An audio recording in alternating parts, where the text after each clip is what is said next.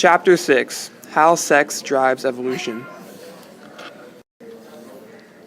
Ever since Charles Darwin proposed a theory of evolution, biologists have been seeking to understand why males, like the peacock, have developed traits that don't seem beneficial to their survival.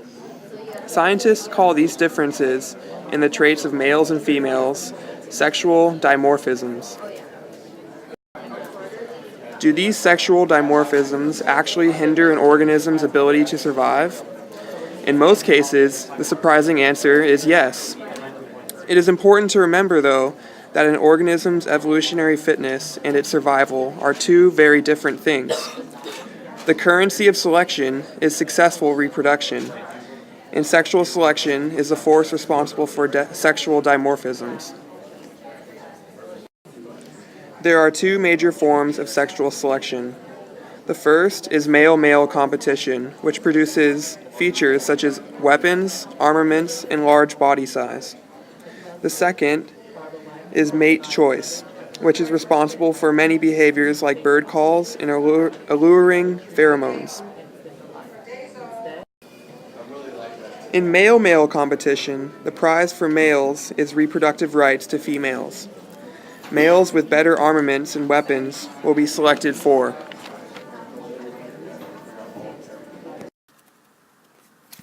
Males assemble as a group known as a lek in front of females to display themselves as a direct comparison for mate choice.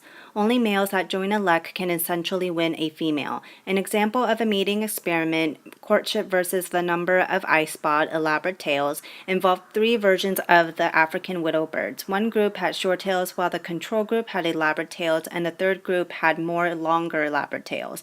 The results showed that the short-tailed group had the lowest mating percentage, while the long, elaborate-tailed group had twice the average mating percentage. This experiment showed that female choice could be based on the male's ornaments alone. More examples on mate choice are the sage grouse that strut about 800 times to win females. The satin bowerbirds bring blue feathers to their bowers to increase their mating chances. This essentially shows that female choice drives evolution of many sexual dimorphism. So why sex? Sexual reproduction leads to genetic diversity. Parthenogenesis, which is the process of producing eggs that develop without fertilization, is highly unfavorable. Female population would increase over 50%, producing only daughters, which eventually males would become superfluous and disappear. Why males compete for females. For males, it's about quantity over quality. They have a large quantity of sperm and can easily mate again. Females, however, have a larger investment due to the limited number of eggs produced and the timely process of pregnancy, which leads females to seek the best possible mate choice. So why do males fight for females, and why do organisms even bother having sex at all? Essentially, it's about producing as many offspring as possible so that their genes would continue on to the next generation. This direct competition between males to leave their genes in future generations is known as the law of battle.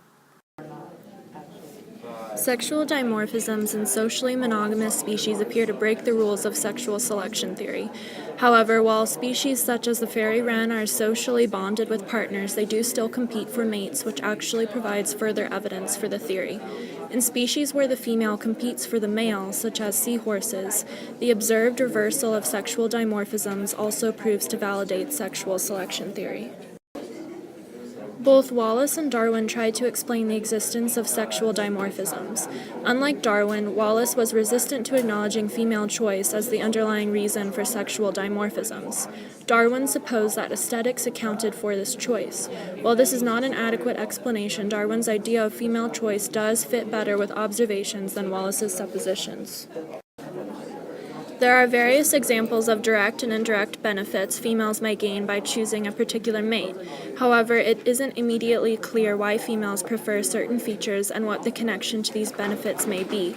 The good genes model seeks to account for this by proposing that these features are actually indications that a male is healthier and carries advantageous genes that will lead to better offspring survival rates. While the good genes model has been supported by many studies, there have also been studies that support an alternate model called the sensory bias model. This model proposes that sexual dimorphism is driven by pre-existing biases in a female's nervous system. Studies that observed female preference in response to an artificial trait appear to support this model.